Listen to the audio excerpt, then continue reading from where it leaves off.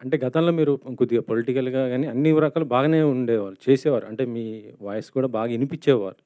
అలాంటిది ఎందుకు సైలెంట్ అయిపోయారు? అంటే మీకు ఒక ఫ్యాన్ బేస్ అంటే మీరు మాట్లాడేది గూడా సొసైటీ పరంగా మాట్లాడేవారు. ఆ విషయాల పైన కూడా చాలామంది అభిమానులు గాని ఉండేవారు గదా!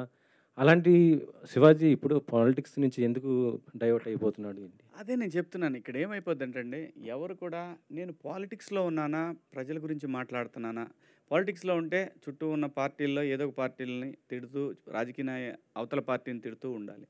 నేను ప్రజల గురించి, ప్రజల సమస్యల గురించే మాట్లాడాను మొదటి నుంచి. యెస్, నేను బీజేపీలో జాయిన్ అయిన మాట వాస్తవం. ఆ తర్వాత వాళ్ళ ప్రామిస్‌ని ఎప్పుడైతే పక్కకు పెట్టేశారో, ఆ తర్వాత బయటకొచ్చి నేనే రాజకీయ పార్టీలో లేను. ప్రజల సమస్యల గురించి, ప్రజల అవసరాలు ముఖ్యంగా యూత్‌కి సంబంధించి నేను ప్రత్యేక హోదా అనే అంశాన్ని నేను తీసుకున్నాను. సీ దానికి లీడర్‌షిప్పు చాలా అవసరం. లీడర్సు కరెక్ట్‌గా ఉంటే నిజంగా సింపుల్‌గా చెప్పాలంటే ఈ రోజున మనకి రావాల్సినటువంటి ఏదైతే ఇన్‌ఫ్రాస్ట్రక్చర్ ఉందో అది మొత్తం ఆ సొమ్మంతా ఈ తరానికి చెందాల్సినటువంటి ఇన్‌ఫ్రాస్ట్రక్చర్ ఏదైతే ఉందో అది ఎనీథింగ్ ఇన్‌ఫ్రాస్ట్రక్చర్ అంటే వాటర్ కావచ్చు, అంటే క్లీన్ వాటర్ కావచ్చు, హెల్త్ కేర్ కావచ్చు, లేదు రోడ్స్ కావచ్చు, మనకు రావాల్సిన క్లీన్ పవర్ కావచ్చు, ఎవ్రీథింగ్ ప్రజలకి సంబంధించిన ఏదైతే ఇన్‌ఫ్రాస్ట్రక్చర్ ఆస్తి మొత్తం కూడా రాజకీయ నాయకుల జేబుల్లోకి వెళ్తా ఉంది. ప్రజల్లో ప్రశ్నించే తత్వం కోల్పోయింది.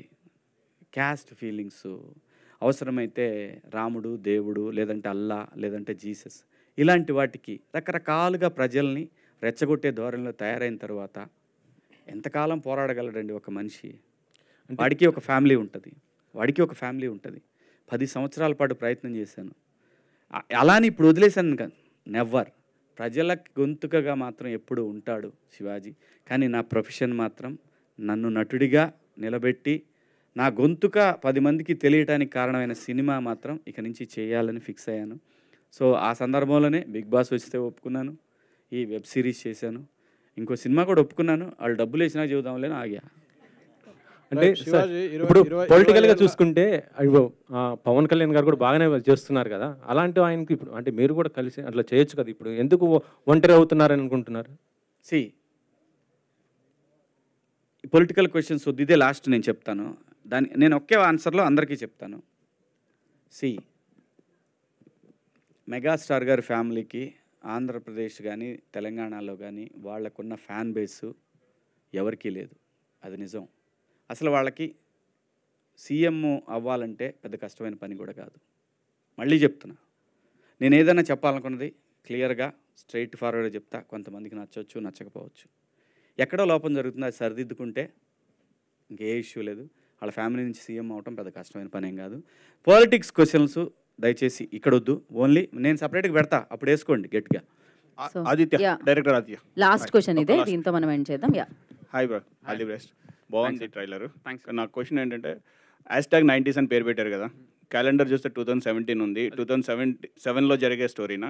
2007లో జరుగుతుందండి. బేసిక్గా 90s అంటే 90స్లో పుట్టిన కిడ్స్ అని చెప్పేసి అంతే. అండ్ మీ పేరు వెనకాల ఏదైనా హాసన్కి ఏదైనా పేరు ఉందా? నార్మల్గా జస్ట్ నార్మల్ నాకు కమల్ హాసన్ ఫ్యాన్. అవును episodes will be there. 6 episodes ఉంటాయి. 6 ఎపిసోడ్స్ ఉంటాయి. Okay. So thank you so ETV వాళ్ళది అంటే హ్యాష్ ట్యాగ్ అనేది మీ ప్రతి టైటిల్లోనే ఎక్కువగా కనిపిస్తుంది. హ్యాష్ ట్యాగ్ కృష్ణారామ అని ఉంది, హ్యాష్ ట్యాగ్ 90s అని ఉంది. ఎనీ సంథింగ్ కాన్సెప్ట్ ఓరియంటెడ్గా వెళ్తున్నారా ఎట్లాగా? Sir simple sir. ఇప్పుడు ట్రెండింగ్ ఈ జనరేషన్ ఎగ్జాక్ట్లీ జనరేషన్లో ఏ ట్రెండింగ్ టాపిక్స్ చూసినా ఫస్ట్ హ్యాష్ ట్యాగ్ అని కొడుతూ ఉన్నారు కదా. సో అలా రిసెంబ్లింగ్ ఉంటుందనే. బట్ 90s అనేది సంబంధం ఏం లేదు సార్.